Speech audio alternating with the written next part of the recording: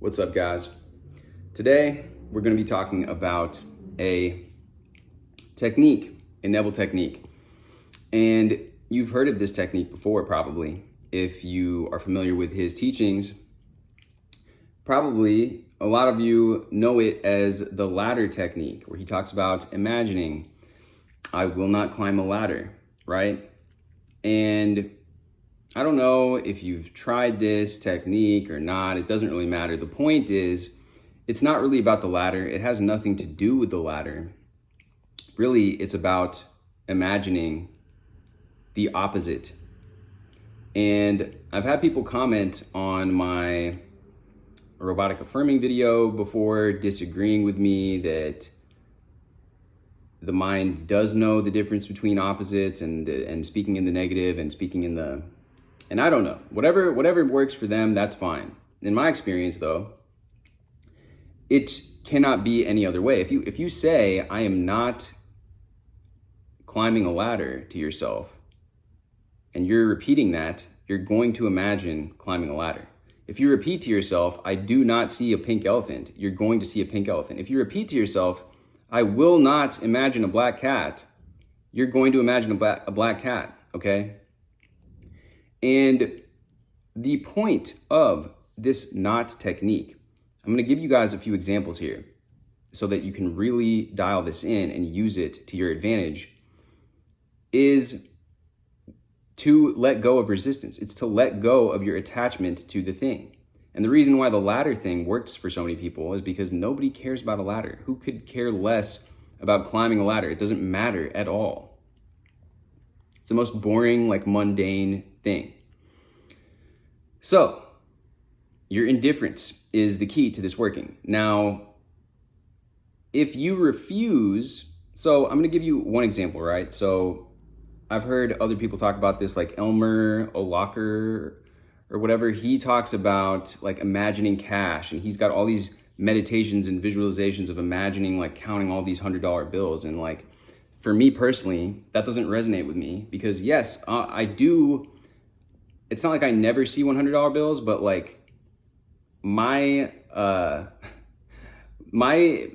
way that I deal with money is on a computer screen or on the screen of my phone, looking at my bank account. I see money getting deposited from rent checks. I see money getting deposited from YouTube. I see money getting deposited from, for example, I have these digital products that I am about to be selling. And so those are going to appear for me in the form of a Stripe notification on my cell phone.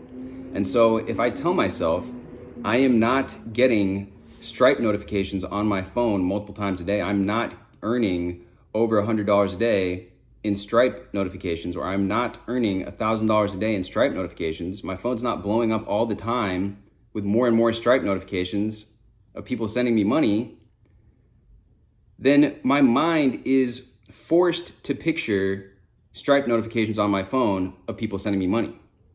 But by me declaring, I am not going to focus on all these Stripe notifications, it loosens that resistance. If we're really attached to this outcome of these people buying our products or buying or sending us money through Stripe, and we keep saying it, oh yeah, I'm getting money through Stripe, I'm getting money through Stripe, then that is why the universe sometimes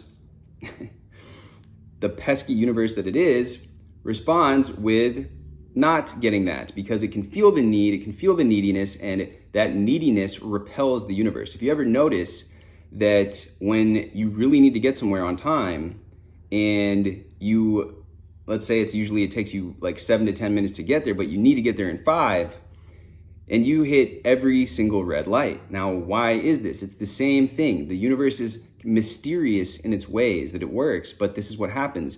And that needy energy is repellent to the thing. When you really, really want, I remember there was a time, this was back in 2016, where I was going on these Instagram meetups, and I was actually meeting a lot of people at the time. Instagram photography, a certain style of photography was very popular at the time. You may remember what I'm talking about. A lot of people were becoming somewhat famous or getting a lot of interaction on Instagram based off of this style of photography, kind of Tumblr-y, kind of very saturated and moody photography. And I was going on these meetups, and there was actually this one occasion, I met actually a lot of people there, and some of the girls I met have since been stars on Netflix shows, and others of them are very popular, well-known photographers and big-time influencers and stuff like that. But the point being, there was this one photographer in particular. Now, I had imagined, I used robotic affirming at the time. I was like, everybody loves me. I was imagining going to these meetups and everybody was loving me. And that happened. Everybody did love me. To a large extent, I actually I made friends there. I had a lot of good, positive experiences going to these things. And I still have friends to this day from those meetups. But there was one in particular where there was this one chick who was a photographer that I actually really, really liked her photography, almost more than any of the others, because hers had this kind of film-like, earthy, grainy quality to it. And I remember when I was talking to her, I wanted her to want to take pictures with me really badly, more so than any of these other people for whatever reason.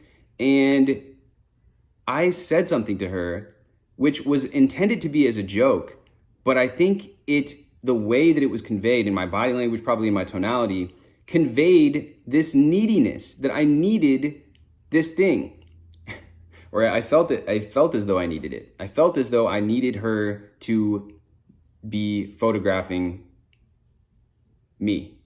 And I remember as soon as I said that thing, she was actually, we were talking, she was laughing, and she was, I could tell that beforehand, we had a lot of good back and forth. There was rapport building. She liked me. She thought I was funny. She thought I was cool or whatever, right? Thought I was charismatic. But as soon as I said this one thing, instantly I could see that she was visibly completely turned off. And she also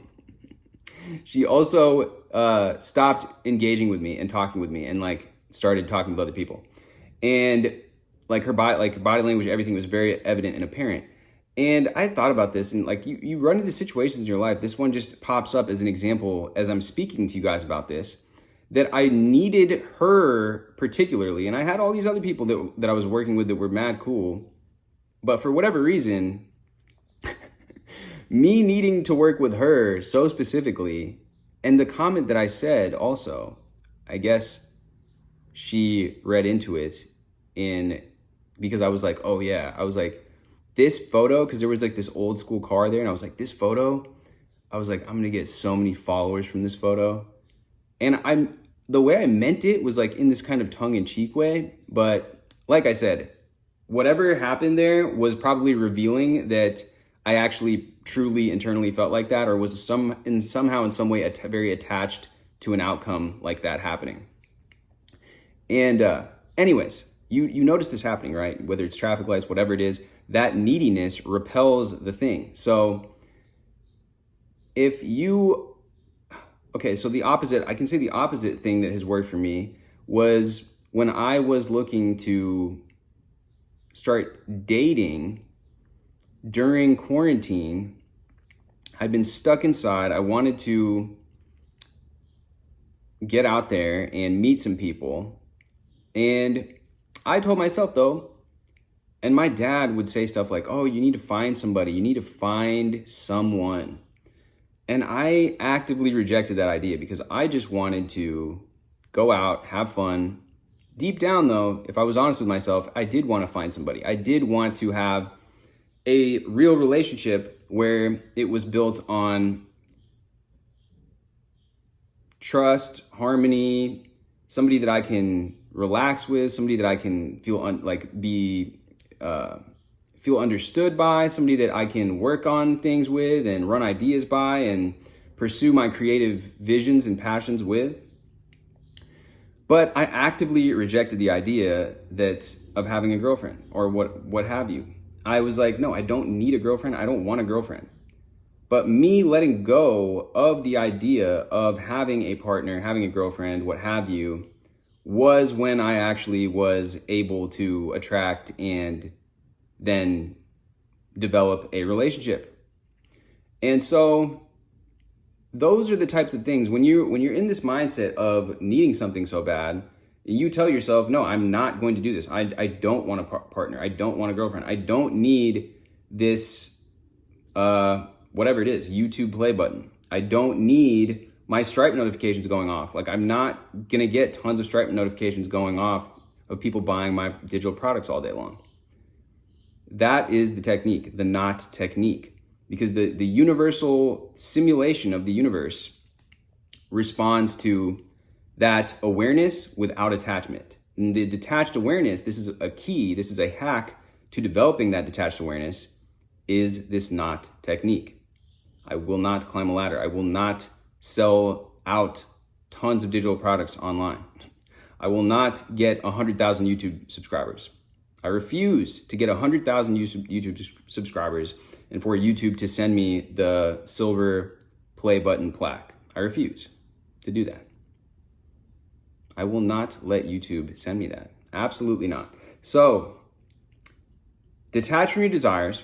Picture them as something that you don't really care about. You don't care. It doesn't matter. Just like climbing a ladder. And when you do, you will find the universe lining up to give you what you truly desire. Master this technique and you will outsmart the matrix. Share this with others and watch them manifest their dreams also. All right, guys. That is it for the knot technique. Let me know if you've had any experience with this, any success with this. I would be curious to hear your guys' experience with this. And with that being said, hit me with a like, hit me with a subscribe if you've not done so already, and I will see you guys in the next video.